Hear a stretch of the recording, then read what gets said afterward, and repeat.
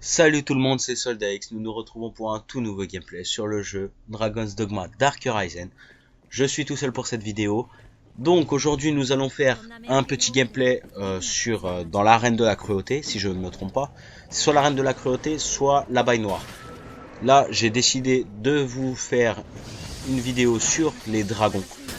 Je vais affronter tout simplement un drac de feu et un drac de glace. Donc je connais pas les noms exactement. Mais voilà quoi. Ma classe c'est une classe de... Ah oui, de chasseur, pardon, excusez-moi. D'assassin. Je me suis encore gouré. J'ai aussi un guerrier, un mage. Et si je ne me trompe pas, j'ai un sorcier aussi. Donc ce gameplay, je le fais avec plaisir pour vous. Là, entre autres, je vais vous montrer comment combattre des dragons, comment les tuer assez rapidement. Là, vous voyez, la vidéo ne dure que 8 minutes et quelques. Donc j'ai dû le faire assez aisément pour faire 2 dragons. Là, en fait, le but, c'est quoi? D'attaquer avec... faut attaquer l'endroit où il se trouve le cœur de dragon. Le cœur de dragon, il est placé à un endroit du dragon, comme je l'ai dit. C'est un endroit en surbrillance. Il faut taper à ce moment-là pour rendre son cœur visible. Quand ceci est fait, après, il faut faire en sorte de le faire tomber avec plusieurs techniques. Plus elles sont puissantes, plus le dragon a de chances de tomber. Attention, parce que le drac de glace a une particularité, il ne lance que des sorts. Il n'a pas de grande puissance offensive en physique, mais il a de très bons sorts magiques, assez rapides d'exécution. Et celui dont il faut le plus se méfier surtout, c'est le drac de feu. Pourquoi? Parce que le drac de feu justement a la capacité, il ne lance pas de sorts, mais lui il lance de très puissantes attaques physiques et est beaucoup plus résistant que le drac de glace au niveau des PV. Donc là, comme vous le voyez, j'ai fait tomber le drac de glace. Il faut l'enchaîner sur son cœur. Si on peut grimper au niveau de son cœur et lui foutre des coups, c'est le meilleur moyen de le faire tomber. Pareil pour le drac de glace, ça fonctionne avec tous les dragons. Donc, comme je viens de vous le dire, visez le cœur. Avec n'importe quoi, vous pouvez utiliser des flèches explosives si ça vous chante pour faire plus de dégâts. Après, si vous avez l'élément lumière, c'est très efficace contre toutes les créatures et de ça. C'est le meilleur élément possible. Donc là, vous le voyez, c'est un lance-flamme. Le dragon de glace est déjà mort. Il ne reste maintenant plus que le drac de feu. Le problème du drac de feu aussi, enfin de tous les dragons, c'est qu'ils ont la particularité de capturer vos ennemis, enfin vos alliés, et de les manipuler pour faire en sorte qu'ils soient vos ennemis, grâce à la technique de confusion qu'ils ont.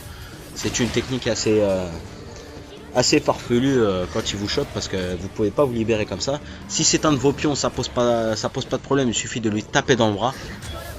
Si c'est vous, par contre, il ne va pas essayer de vous hypnotiser, il va vous balancer contre le sol. Donc voilà, là vous voyez, il a encore essayé de choper un joueur, malheureusement j'ai esquivé. C'est pratique d'avoir une classe d'assassin parce qu'on peut se défendre ou esquiver, faire plein de techniques différentes. C'est une classe que j'ai choisie parce qu'elle est très facile à utiliser et très efficace, surtout contre les boss. Donc là vous voyez, le dragon utilise des battements d'ailes. C'est pour but de vous faire reculer. C'est des techniques, ça crée des ondes de vent ou des trucs comme ça pour vous faire reculer. Donc ensuite, il a les certains coups, quand on est trop près de lui, il va forcément chercher à contre-attaquer avec des coups de croc ou des coups de griffe. Faites gaffe aussi à sa queue quand il est dans cette position, faites super attention à sa queue. Bon, là je vais changer d'équipement, on va changer un peu de matos pour faire un peu plus pour augmenter un peu pour changer de technique, parce qu'autrement c'est trop chiant. Donc là on va utiliser des techniques assez puissantes. Là vous voyez, j'ai utilisé une technique et à l'aide de mes compagnons on l'a fait tomber directement.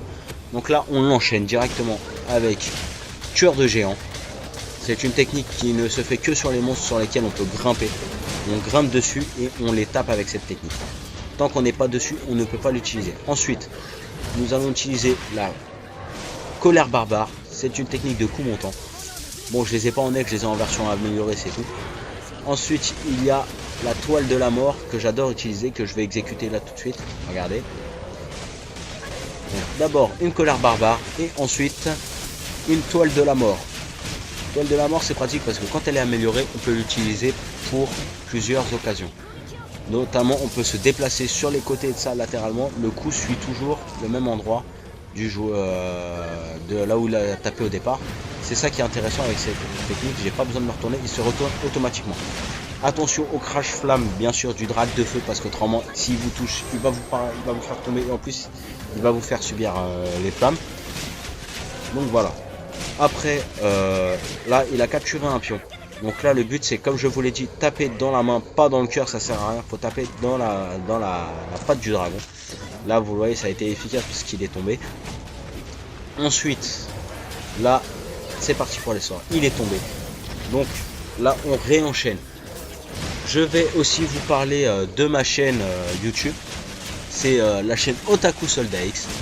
Il y a aussi la chaîne de mon pote, dédicace à lui, Envy Shoka, comme vous le connaissez sur Call of Duty, ou Sawada, ou Yusuke TV ou YT, ça dépend de ce qu'il a envie de dire à chaque fois.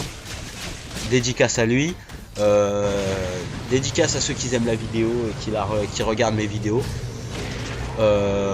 Puis voilà quoi. Et la chaîne en duo, Sawada Yusuke Gaming. MDR. Donc voilà. Là, nous sommes presque à la fin du dragon. Vous le voyez, il est presque mort. On l'a fait tomber. Là, le sort de soin pour récupérer de la vie. Et comme vous l'avez, je sais pas si vous l'avez remarqué, je n'ai utilisé aucune potion depuis le début du combat. C'est un petit truc que j'aime bien faire. C'est en fait à chaque fois que je combats des boss, j'ai pour objectif de n'utiliser aucun objet de combat ou d'utiliser d'objet de guérison. Je n'utilise seulement les sorts et les compétences. C'est ça qui peut donner du challenge, qui peut donner du piment dans le défi, qui peut augmenter le niveau. Et franchement, c'est pas mal. Parce que comme vous le voyez, je suis pas mort, j'ai encore pas mal de vie, mes équipiers n'ont rien du tout, ils ont quasiment pas perdu de vie. Et on arrive quand même à exploser les dragons.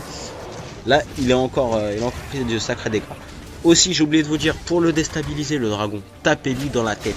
Ça va lui faire perdre ses cornes. En plus, ça va vous donner des items cornes de dragon et tout ça, des écailles de dragon. Là, vous le voyez, il a été éliminé avec une aisance franchement déconcertante pour certains. Donc là, vous voyez, plus on lui tape aux endroits les plus efficaces où on peut faire tomber des items comme les cornes de dragon, il suffit de lui taper dans la tête. Vous lui tapez dans le cœur, vous gagnez des écailles de dragon et ça. À la fin, quand vous le tuez, vous gagnez plein d'items. C'est ça qui est intéressant. J'espère que ce petit gameplay vous aura plu. En tout cas, moi j'ai pris du plaisir à faire cette vidéo comme je vous l'ai dit au début. Et puis voilà quoi. Si vous avez aimé, n'hésitez pas à mettre un petit like. Si vous voulez d'autres vidéos, mettez un petit like et de ça. Mes vidéos sont en cours de développement.